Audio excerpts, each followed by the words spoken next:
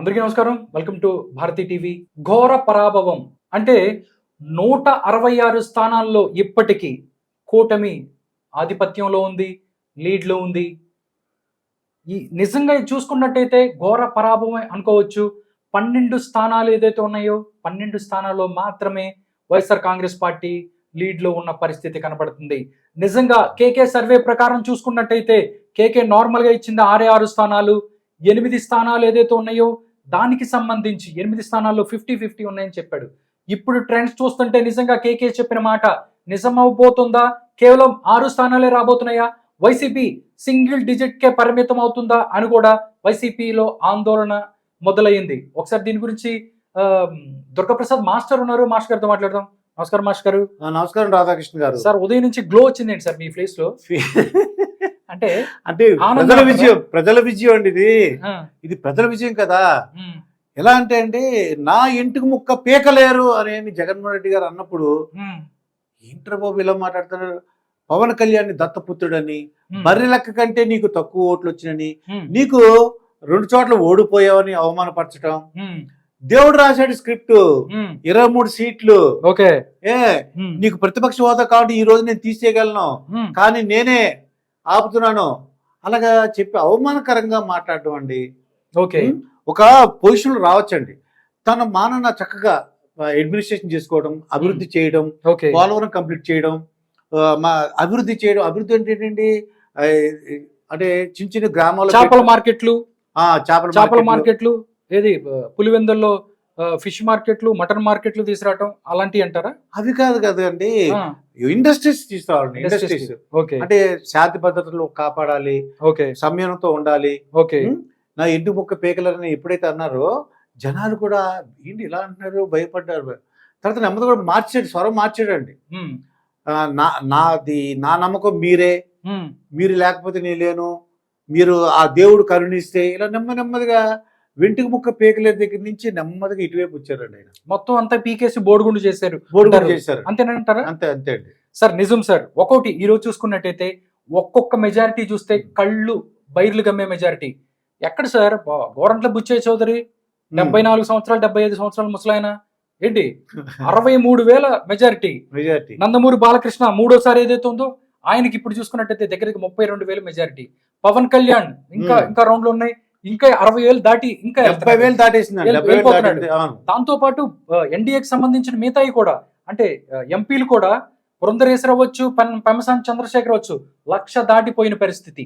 అంటే ఆంధ్రప్రదేశ్ ప్రజలు గుద్దుడికి ఈవీఎంలు బద్దలైపోయి ఫ్యాన్ తుక్కయింది అనుకోవచ్చా? అంతేగాని ఫ్యాన్ గురించి ఆలోచించడం, అందరూ ఏసీలు వచ్చేసింది. ఇప్పుడు మొత్తం అంతా ఏసీ లేదు, ఫ్యాన్ అండి. అంటే చూడండి, సెంట్రల్ ఏసీ అంటారు, ఫ్యాన్ తీసేసేయండి. ఇప్పుడు సెంట్రల్ ఏసీ వచ్చింది అందరికి. ఓకే, డొక్కు ఫ్యాన్ వద్దు, సెంట్రల్ ఏసీ కావాలి. మాకు సెంట్రల్ ఏసీ. దానికి ప్రజలందరూ కూడా ఇంకొక ముందుకి ఎదిగి, ఆర్థికంగా ఎదిగి మాకు ఫ్యాన్ వద్దని చెప్పేసి సెంట్రల్ ఏసీ అనమాట అండి. ఇది ఓకే, చూసి ఉంటారు సినిమా థియేటర్లోనూ, పెద్ద పెద్ద షాపింగ్ మాల్ సెంట్రల్ ఏసీ ఉంటుంది. అటువంటిదే మన కూటమి అనమాట అండి. Okay sir. ఇంకొకటి కూడా సార్, నిజంగా ఇప్పుడు ఎందుస్తున్న న్యూస్ ఏంటంటే ఏపీ సచివాలయంలో ఉద్యోగులు సంబరాలు చేసుకుంటున్నారు. సచివాలయం మెయిన్ గేట్ వరకు ఉద్యోగులు ర్యాలీ చేశారు. కూటమి గెలుపుతో బాణాసంచి కాల్పి సంబరాలు చేసుకుంటారు. అంటే గవర్నమెంట్ ఎంప్లాయీస్ సంబరాలు చేసుకోవడం నిజంగా ఆంధ్రప్రదేశ్ దానికి సంబంధించి కొత్త వరవడి అనుకోవచ్చా? అసలు ఎంప్లాయీస్ ఎప్పుడు కూడా ఈ దరిద్రం వదులుతుందా, ఎప్పుడు వెళ్ళిపోతాడా? ఓకే, అదొకటి. ఇప్పుడు ఆయన ఒక ఆర్డర్ పాస్ చేసిన ఎటువంటి పరిస్థితుల్లోనూ ఫైల్స్ బయటకు మూవ్ చేయకూడదు. అవును, ఇది అవును. ఎందుకంటే గతంలో కూడా 2023 ఎలక్షన్ తెలంగాణలో కూడా ఫైల్స్ తలగబడిన పరిస్థితి. ఎవరైతే ఉన్నారో బీఆర్ఎస్ ఎమ్మెల్యేలు, ఎవరైతే ఉన్నారో మంత్రులు, వాళ్ళ ఛాంబర్స్ లో ఫైళ్లు తగలబడ్డాయి. దీనికి సంబంధించే చంద్రబాబు నాయుడు చాలా గట్టిగా వెళ్తున్నాడు. ఈసారి సూటిగా సుత్తి లేకుండా ఈసారి ఏదో దాని మీద చర్యలు తీసుకుంటాడంటానికి, ఫైల్ ఎక్కడ కూడా మూవ్ అవటానికి వీల్లేదు అని చెప్పి ఆల్రెడీ ఎవరైతే ఉన్నారో సచివాలయానికి సంబంధించిన వాళ్ళకి కూడా ఇంటిమేట్ చేశారన్న పరిస్థితి. ఎలా చూడొచ్చు సార్ ఈ అంశాన్ని? ఇప్పుడు మీరు ఒక చిన్న విషయం చెప్తున్నారు. త్రిపుల్ గారు రఘురామకృష్ణరాజు గారు ఆయనతో ఇంటర్వ్యూ చేసినప్పుడు ఒక విషయం చెప్పాడండి. ఆయన ఇండస్ట్రీస్, నేను అడిగా మంచి ప్రశ్న ఏంటంటే, మీరు సంపద ఎలా సృష్టిస్తారంటే ఇండస్ట్రీని తీసుకొస్తాం, దానికి ఒక 2-3 నెలల్లోనే ఈ జగన్ గారు మళ్ళీ రాడు అని ఇండస్ట్రీస్ మొత్తంలో ఒక భరోసా కల్పించాలంటండి. ఫ్యూచర్ లో ఎప్పుడు ఇంకా రారు, భవిష్యత్తు లేదని. ఓకే, లేకపోతే మరి రారు వాళ్ళు ఎవరండి, ఇండస్ట్రియలిస్ట్ రారు.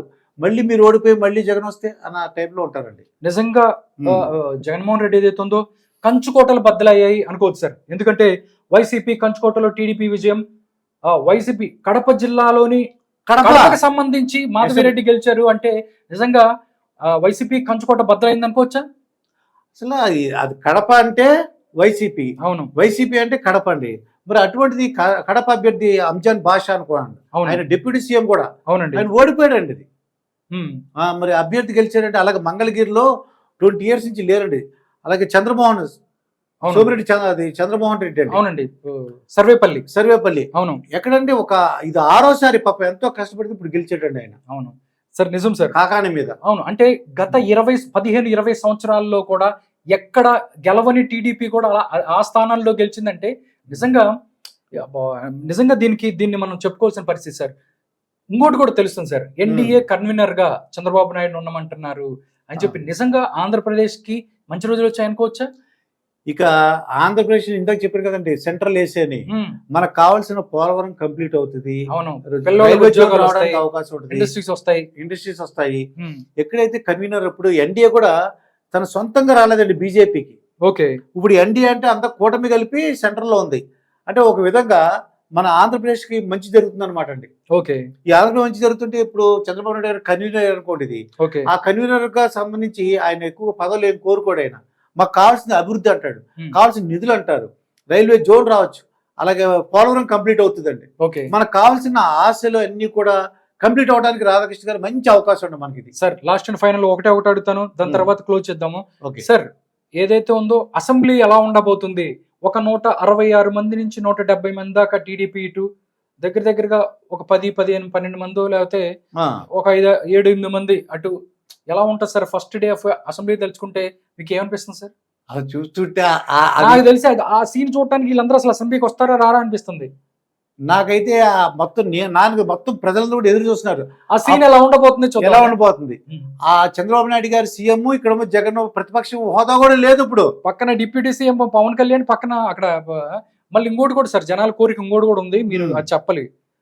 ఉండి ఎమ్మెల్యే ఎవరైతే ఉన్నారో రఘురామకృష్ణరాజు గారు స్పీకర్ పదవిలో అక్కడ కూర్చోవాలంటున్నారు, అయ్యే పరిస్థితి ఉందా ఏంటి అని కూడా చెప్పాలి మీరే. అది అడిగితే అంటే ఫస్ట్ స్పీకర్ కానీ ఉంటే మాత్రం మజా ఉంటది కదండి అక్కడ, చాలా బాగుంటదండి. అంటే ఆయన ఏమంటున్నారంటే అది అధిష్టానం ఇష్టం, అది నేను ఇది కావాలి అది కావాలని కాదు, వాళ్ళు ఏం చెప్తుంది నేను చేస్తాను. అవునండి. ఓకే, నిజంగా చూద్దాం. నిజంగా ఆంధ్రప్రదేశ్ లో కూటమి దెబ్బకి ఫ్యాన్ తుక్కు చెప్పొచ్చు. దగ్గరగా 166 స్థానాలకు మించి కూటమి దూసుకుపోతున్న పరిస్థితి. నిజంగా చూస్తే ఘోర పరాభవం, భంగపాటు, దీన్ని ఇంకా పెద్ద వర్డ్ ఏంది లేదు, అంత భంగపాటుతో ఉంది వైఎస్ఆర్ కాంగ్రెస్ పార్టీ. నిజంగా వైఎస్ఆర్ కాంగ్రెస్ పార్టీని ఆంధ్రప్రదేశ్ ప్రజలు చీకొట్టారు, చీపురు తీసుకొట్టారు, వెళ్ళిపోమని చెప్పారు. నిజంగా ఈ గుణపాఠాన్ని తీసుకొని ఇప్పటి నుంచైనా మారాలి. జగన్మోహన్ రెడ్డి అవ్వచ్చు, వైసీపీ నాయకులు అవ్వచ్చు, వాళ్ళు దీని కూడా సార్ ఇంకోటి కూడా ప్రతిపక్షంగా ఉండాలంటే ఇప్పుడు ప్రతిపక్షం అది కూడా లేదు సార్, ప్రతిపక్షం హోదా లేదు కాబట్టి మన మాట అనకూడదండి. ప్రతిపక్షం కూడా లేదు కాబట్టి ప్రతిపక్షంలో రావడానికి ఎలాగని ట్రై చేయండి. దాంతోపాటు ప్రజల దగ్గరికి వెళ్ళండి, మీరు చేసిన తప్పులు ఒప్పుకోండి, మంచిగా ప్రజలకి దగ్గరయ్యే ఆలోచనతో ఉన్నట్టయితే నిజంగా వాళ్ళు మళ్ళీ మిమ్మల్ని దగ్గర తీసుకునే అవకాశం ఉంటుంది. లేకపోతే మాత్రం భూస్థాపితం అవటం ఖాయం వైఎస్ఆర్ కాంగ్రెస్ పార్టీ ఆంధ్రప్రదేశ్లో.